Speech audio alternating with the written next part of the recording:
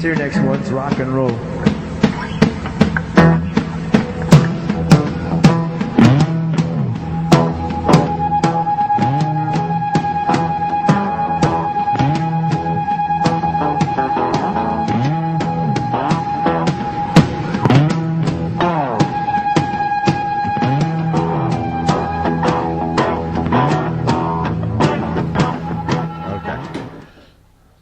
So today we're going to talk a little bit about warming up the horse and having a horse supple and behind the bit so that you have a little bit of control on your horse before you go in there and show.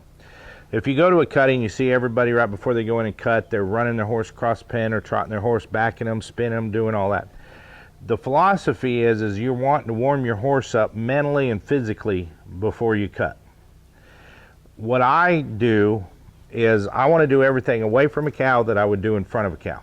So I want to emulate the movements of what my horse is fixing to do in front of a cow before I go in when there is no cow. One of the main things that I want to do is, number one, enhance that stop. Now that doesn't mean you go across the pen and tear your horse's head off. That means you want to go across the pen, stop your horse, flex at the pole just a little bit, get the hocks underneath, bend the hocks, get the stifle underneath them, get them to where they're at the bottom of the stop, rock them back, break them over their hocks, let's say to the right to go the other way, using that right rear end as a pivot foot, left as a propulsion mechanism. Halfway through that turn they flow through themselves and then they go to the next stop. In cutting you always ride from stop to stop. That being said, this technique that we're going to do, you can utilize in anything. You can utilize in jumping horses, you can utilize in working cow horse. It's just getting your horse soft, getting your horse to think, getting your horse to get on their rear end, so then whatever endeavor that you want to do from then, your horse is mentally and physically prepared. So for example, what I do is, before I warm up, I might just spin my horse just a little bit. Not speed, remember it's quality, not quantity. So it's not the speed that you're doing, it's the quality that you're doing while you're doing the exercise. So once I get my horse kind of loosened up a little bit, and you notice when I'm doing it, right rear, left leg in the rib cage over here, right leg in the rib cage, left rear pivot foot. See, that mare's kind of balking a little bit, which is fine. Now I'm going to go over here and stop. Now see right there when I picked my hand up, see how everything, the forward motion ceased right then and she was ready to set back. I don't want her to turn yet until I get her to back. See how she's suppling there? Then I'll initiate the turn over here, get your stop. Supple it back. See how the hocks and the stifles are driving back? Now she's sucking back, now she's going to flow to the next stop. I've got her behind the bit. In other words, she's not rooting on that bit and going forward. She's here thinking, okay, I'm tight, I want to stop, I want to think about what I'm doing. That's what you want in any endeavor you do, is you want to have control of your horse. If you don't have control of your horse, then you're out of control. A jumping horse that is running through the bit won't be able to hit their jump right, scope through that jump, and land correctly. A reining horse that's running through the bit, you can't get your stop, and especially a cutting horse. If a cutting horse is running through their bit and they don't stop, you're going to have a wreck, because a cutting especially is determined a lot on the stops. You've got to get to the bottom of your stop. So all we're trying to do is enhance this horse, remind this horse, and warm this horse up mentally and physically for the stop, for the back, pivot, flow.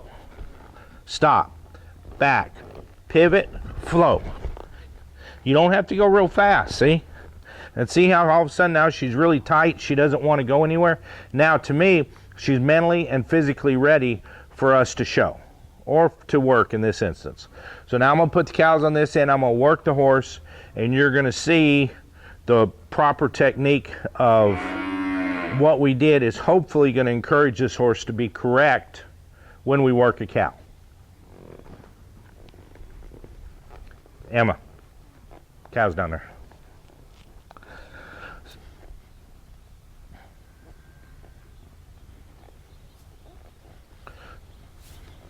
All right, so I warmed my horse up.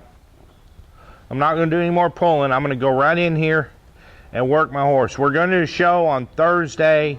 This is Monday. She's had the weekend off, so she's going to be a little fresh.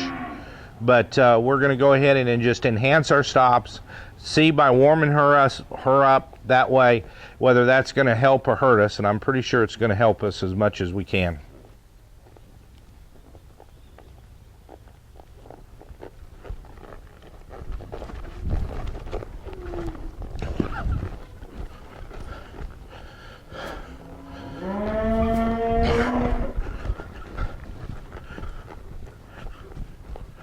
Remind our horse to stop there.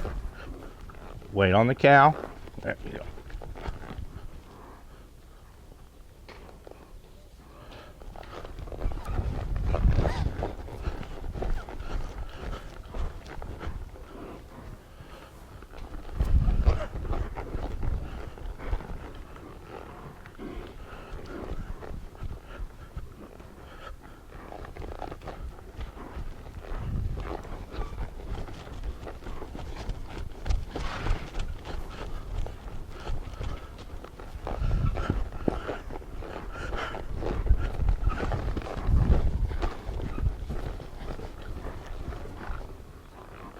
All right, that cow is pretty good. Horse a little bit long to the left, short to the right. We're going to cut another cow, kind of shorten her up to the left, send her to the right.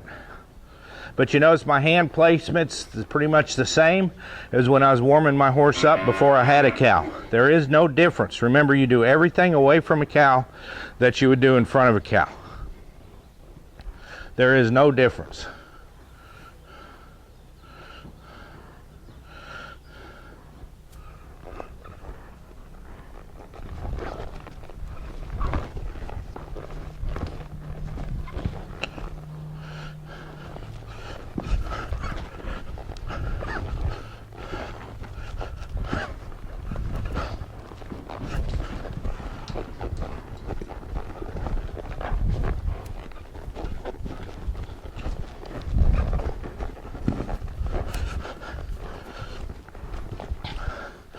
All right, I'm gonna quit her right there.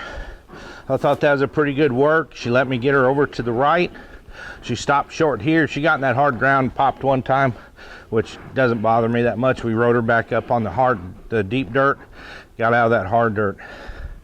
But you notice that my hand position was the same as when I was warming her up. Remember here, this is what I was doing. Here, did the same thing in front of a cow.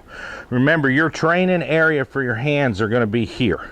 Not up here, not up here, because you don't have control of your horse. Your hand placement's going to be right here, everywhere you do here, because you've got control of the left leg, left, right. So you can feel that with the bit. You can also feel that by riding your horse. And a lot of it is feel. You've got to feel your horse. You got to feel what she's doing to make adjustments from that.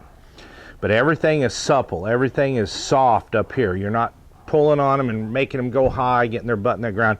You want to do this so that when you're going across the pen and stop, you're driving that butt in that ground.